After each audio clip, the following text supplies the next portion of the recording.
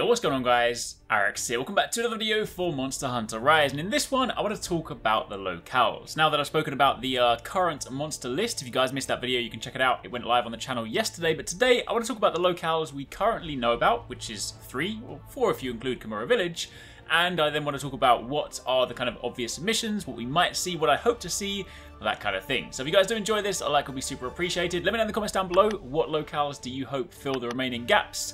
And of course keep it locked for continual Monster Hunter Rise coverage. But to begin with, right now, as mentioned, we have 3 confirmed locales, i.e. 3 maps that we can go and visit to hunt monsters. Now, if we go back to Monster Hunter history, I imagine there will be at least 2 more, but based on what we have so far, we have the Shrine Ruins, the Flooded Forest, and the Frost Islands. Shrine Ruins are, of course, the one that we've been playing on during the demo. It is the first map that's been revealed. The official description for this one is that it's once a place where people prayed for protection. The shrine has fallen into decay and is now haunted by the roars of monsters, both day and night. However, it does still maintain its holy nature and exudes a mysterious aura. It's of course the, I call it the Doggo Island because of course you've got the 2 cool canine mountains, the sort of dog-shaped rock formations, which are incredibly cool, and it is just a nice introduction to sort of the Wirebug. It's a great vertical map with all these sort of elevating tiers. The fact that it is, you know, a map that is kind of longer than it is wide. You spend more time going upwards and kind of to the back, as opposed to sort of, you know, exploring a vast, wide open expanse. I honestly really like it, especially when some of the fights take place in the sort of top area of the map, and then when you sort of start chasing monsters, you pursue them sort of downwards, so it provides plenty of exploration opportunities for the Wirebug. And I think that's of course fair to say that's going to happen in any of these maps, because of course now the Wirebug is a core part of our gameplay.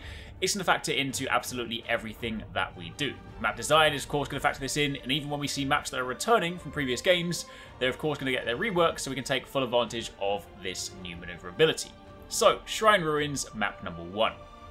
Moving on from there, we then got the Flooded Forest. This was of course confirmed in the Game Awards trailer. This is a returning map, first introduced in Monster Hunter 3. It has however been reworked and of course remade to fit Rise. The official description for this one is that it is a dense region of deep dark green. So I guess this one is also sort of a foresty map, somewhere between you know, Shrine Ruins and Flooded Forest. This one, due to a constant flow of water, the majority of the forest itself has become submerged. The eye-catching ruins here can be scaled using the Wirebug.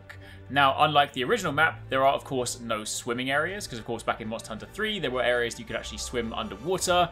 This therefore makes it much more similar to the flat version that was found in Monster Hunter Portable 3rd. However, the new map does have the sort of knee or waist level water that allows players to fight sort of swimming type monsters. That was of course a mechanic that was introduced in the 5th generation, of course, Monster Hunter World. So when you think about fighting things like Duratados, you sort of wade through the water.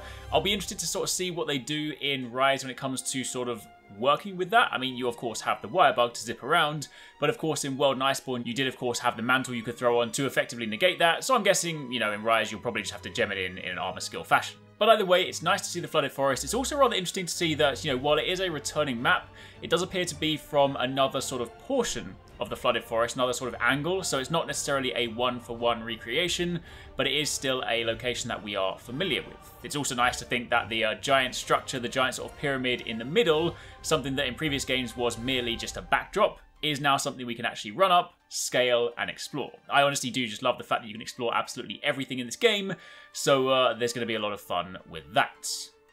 Then turning our attention to the Frost Islands, of course the most recently revealed map, and probably my favourite one so far. I've said this before, I love snowy maps. Anytime there's a snowy map, it is invariably my favourite.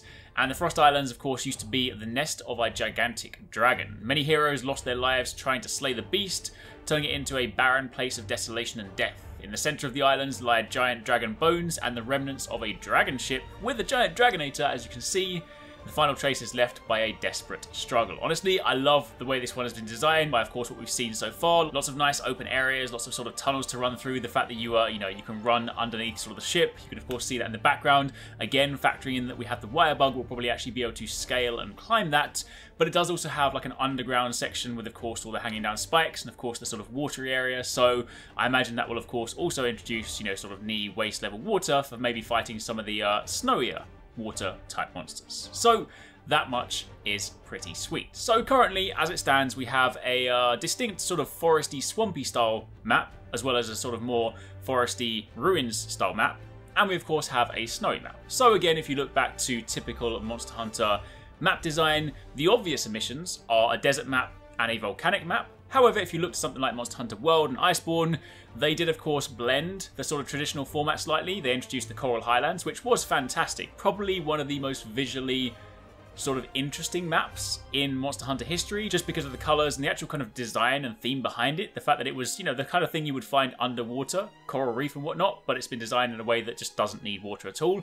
I absolutely love what they did with that. And even when you fast forward to, say, Eldest Recess, they took the volcanic idea but put a spin on it, making it sort of a half and half map with volcanic and sort of crystalline areas. So honestly, as much as desert and volcano areas do make sense, I would really like it if they did put one of those sort of like world style spins on it, where they did sort of a hybrid map and maybe had something that we didn't necessarily expect. If you even look back to sort of previous Monster Hunter games, I would like to sort of see the return of one of those sort of castle style maps. Not sort of Castle Shade, but if you think about the castle back in Freedom Unite, I forget the name off the top of my head, basically the tower that you would ascend. You would typically go there more so to fight things like Elder Dragons, but having something slightly more different like that could be incredibly cool. Of course, outside the locales, we do also have Kamura Village, less of a locale, but it is of course still a location we'll be visiting, so I might as well factor it in here. This is our new hub, and honestly, looks fantastic. The fact that the entire village is multiplayer, so you can run around there with your friends, is fantastic. You have all the usual services you would expect. You have your smithy, you of course have your item traders, you have your canteen, you have the fantastic multiplayer hub, we even have a multiplayer training room, and rather interestingly, a lady from a faraway land ready to trade goods. I mentioned this on Twitter the other day, but I really hope, I would love it if they brought back the part trading system in Rise. If you guys remember back in 4 Ultimate, you could often craft armor sets from monsters that were not in the game by basically trading some of the parts, so you could get, you know, things like the Sideus parts or stuff like that. If they used, say, Rondine, the sort of trade lady, as a means to let you trade with parts for monsters that are not in the game, honestly, I would love that so much. Like, give me Lagiacrus armor, give me Sideus armor, give me all that stuff, please. That would be cool.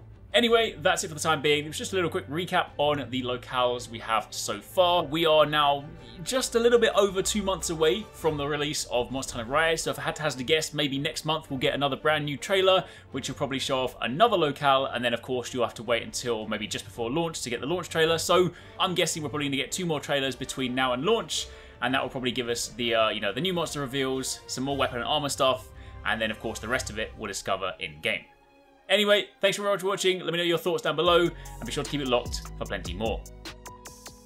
If you want to catch more from us at Arekkz Gaming, don't forget you can catch the guys TwoSixNine, Paradise Central and Investmore streaming over on Twitch weekdays, playing a variety of games. If you guys want to jump in, tune in, watch and even join in, then make sure you check them out. The links to those are in the description box down below, and of course you can join the Discord to get involved in all of the discussions.